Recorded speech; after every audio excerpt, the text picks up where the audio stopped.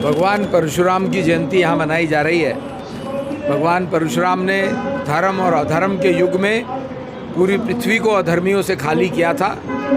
ऐसा ही मौका इस बार 25 मई को भी आ रहा है।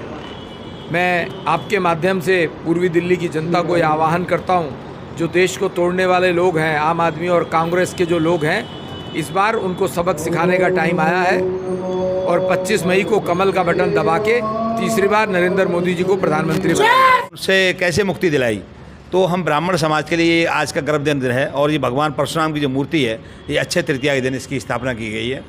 और अन्य हमारे जो बड़े भाई राष्ट्रप्रकाश जी हैं, इनके सानिध्य में ये सारा कार्यक्रम हुआ है। और इनके दिशा अनुसार जो भी था, भंडारा है या पूजन है, अतिथिगण को बुलाना है, कोई प्रोग्राम करना है, सारा इनके सानिध्य में होता है। जैसा कि कहा जाता है कि परशुराम जो हैं वो एक क्षत्रिय हैं, तो उनके बारे में ऐसा क्या महान है जो आज उनकी स्थापना की गई? परशुराम क्षत्रिय नहीं, परशुराम तो ब्राह्मण हैं, लेकिन परशुराम जी की जो नीतियां हैं वो क्षत्रियों वाली हैं। जब कोई व्यक्ति किसी दुर्लभ को सताता है तो परशुराम जी ब्राह्मण भी एक क्षत्रिय हो जाता है। उनके एक हाथ में माला थी और एक हाथ में फरसा था।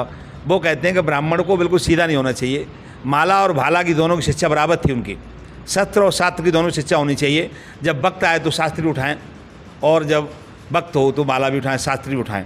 तो शस्त्र और शास्त्र दोनों उठाएं। ब्राह्मणों का हमेशा ये फर्ज रहा है, आज से नहीं, हजारों वर्ष पहले हमेशा ब्राह्मणों ने, जैसे विश्वामित्र जी हों, चाहे वशिष्ठ जी हों, चाहे परशुराम जी हों, या आज के संदर्भ में, तो ब्राह्मणों दोनों तरह रहना चाहिए। शस्त्र और शास्त्र की दोनों शिक्षा हो। तो भगवान परशुराम ने हमें ये शिक्षा दी है कि जब भी कोई आपको सताए या आपके ऊपर कोई जुर्म सितम करें तो आप शस्त्र उठाएं और आक्रमण करें और अपना बचाव करें। तो दिल्ली में चुनाव प्रचार कैसा चल रहा है आपकी? चुनाव प्रसार तो बढ़िया चल रहा है। अब चुनाव प्रसार से ब्राह्मण महासभा का हमारा कोई लेना देना नहीं है, लेकिन हाँ मैं अब की बार मोदी 400 पार। दिल्ली में सीटें कितनी आएंगी? 7 और 7 आएंगी। 7 आएंगी, पूरी गारंटी? पूरी गारंटी सर। ठीक है, अभी हमारे पास राष्ट्र जी हैं, राष्ट्रप्रकाश जी हैं, उनसे बात करेंगे। क्या कहना चाहेंगे सर? देखिए, आज जो ये कार्यक्रम परशुराम जन्मोत्सव के रूप में आयोजित किया गया है, वैसे तो परशुराम जयंती जो है वो परसों संपन्न हो गई, लेकिन परसों जो कार्यक्रम सभी लोगों ने किए वो अपने अपना स्थान पर किए। सब लोगों को, ब्राह्मणों को कैसे एकत्र किया जाए, तो हमारे जो बंधु हैं, जिनका आप बैनर पे नाम भी देख रहे हैं, कृष्ण शास्त्री जी, जिन्होंने अभी आपको अपनी सारी बात बताई, कपिल प्रभाकर जी, गिरीश चंद जी, इन्होंने योजना बनाई कि भाई 10 तारीख को, जिस दिन परशुराम जी का जन्म है, जन्मोत्सव है, उस दिन सबको मनाने दो। और हमने थोड़ी रविवार की सुविधा देखते हुए आज के दिन हमारे कार्यक्रम की जो विशेषता वो ये है कि ब्राह्मणों की 10 संस्थाओं को, जिनका हमने कार्ड में भी नाम छापा है, जो हमारे बाएं दाएं आई पे एक्सटेंशन के, म्यूर विहार की है, कोई शकरपुर की है, कोई जोशी कॉलोनी की है, उन सबको एकत्र किया हमने। क्योंकि एकता के सूत्र में जब तक कोई भी समाज नहीं इकट्ठा होगा, तब तक वो अपनी शक्ति का प्रदर्शन भी नहीं कर सकता, और तब तक वो बलशाली और शक्तिशाली भी नहीं बन सकता। और वैसे भी हम लोग इस क्षेत्र में जब कभी भी परशुराम जयंती का आयोजन करते रहे हैं, तो हमारा ऐसा मानना है कि परशुराम जी केवल ब्राह्मणों के भगवान या नेता या महापुरुष नहीं है, बल्कि वो सर्व समाज के हैं। और इसलिए हम आज भी, हमने जो वक्ता रखे अपने, संतोष तनेजा जी हमारे वक्ता थे। अब वो कहेंगे भाई तनेजा जो है ब्राह्मणों से क्या मतलब है उनका, लेकिन हमारे वो वक्ता थे। ठीक है, कपिल मिश्रा भी आए। कपिल मिश्रा ने आज के संदर्भ में, क्योंकि परशुराम जी का महत्व किस बात का है कि उन्होंने समाज में से अन्याय, जो कृष्ण जी का मूल मंत्र है, परित्राणाय साधूनाम विनाशाय च दुष्कृताम धर्म संस्थापनार्थाय संभवामि युगे युगे, भगवान की ऐसी लीला है कि जब कभी दुष्टों का इस भूमि पर, जिसे कहते हैं अधिक ये हो जाता है कि भाई दुष्टता ज़्यादा हो रही है, तो कोई ना कोई किसी न किसी रूप में अवतार लेता है। और परशुराम ने भी अपने समय में जो समाज पर अत्याचार कर रहे थे, अनाचार कर रहे थे, उनका दमन किया। और इसलिए परशुराम का महत्व इसलिए बढ़ जाता है। और मेरे बराबर में बैठे हैं कृष्णन जी, इनको मैं धन्यवाद देना चाहता हूँ कि इन्होंने इस मंदिर के प्रांगण में परशुराम जी की मूर्ति स्थापना का जो एक प्राण प्रतिष्ठा। संकल्प लिया गया था उसको पूर्ण करने में इन्होंने पूरी मदद की है।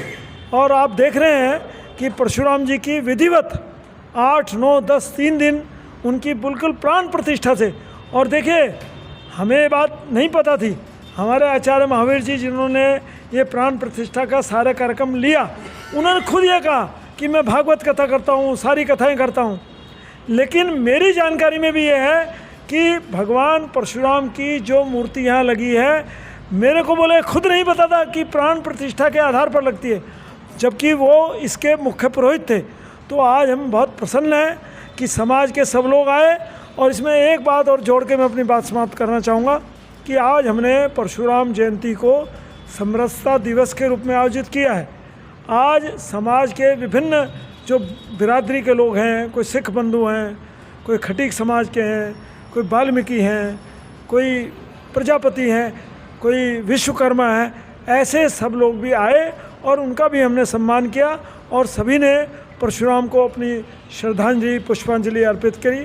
तो आज के इस कार्यक्रम से हम लोग गदगद हैं, आनंदित हैं। जय श्री राम, जय परशुराम। अभी हमारे साथ कपिल प्रभाकर जी जुड़ चुके हैं, क्या कहना चाहेंगे सर आज के कार्यक्रम के बारे में? देखिए जी, परशुराम जयंती हम काफ़ी लंबे समय से मनाते आ रहे हैं। मुझे इस क्षेत्र में आए हुए 15 साल हो गए और उसमें से कोई वर्ष ऐसा नहीं है जिसमें परशुराम जयंती हमने ना मनाई हो। लेकिन आज का जो संदर्भ है, इस समय जो देश में वातावरण है, उसके अनुसार इस समय ऐसे सशक्त नेतृत्व की ज़रूरत है जो नेतृत्व परशुराम जी ने दिया। और उस नेतृत्व के अंदर हमारे सामने एक बाधा आती है कि हमारा जो हिंदू धर्म है उसको जातिगत वर्णों में बांटकर उसकी संख्या घटा दी जाती है। हम वोट डालने जाते हैं ब्राह्मण बनकर, खटीक बनकर, यादव बनकर, वैश्य बनकर, हम हिंदू बनकर वोट नहीं डालते। तो हमारा इस चुनावी प्रसर में ये एक संदेश देने का था हिंदू समाज को कि हम सब एक हैं, हम वोट डालें हिंदू समाज के लिए, हिंदू हित के लिए हम वोट करें और हिंदू संगठित हो। इस उद्देश्य से हमने इस कार्यक्रम की योजना बनाई और मुझे उस बात के लिए हार्दिक हर्ष है और मेरा मन प्रफुल्लित है इस बात के लिए कि जो संदेश हम देना चाहते थे उस संदेश की लो हमने एक दीपक के रूप में समाज में आज स्थापित और ज्वलित करी है। इसके यही मेरा इसके अंदर है कि हमने समाज को एक दीपक जलाया है हिंदू समाज के अंदर कि सब एक साथ एक मंच पर और हिंदू बनकर ही अपने आप को सोचे, जाति और वर्ण में ना बांटे। देश में लोकतंत्र का पर्व चल रहा है, तो 3 बातें जरूरी हैं हर एक के लिए। एक तो राष्ट्र हित में मतदान और हिंदू हित में मतदान और 100% मतदान। जय श्री राम, जय परशुराम।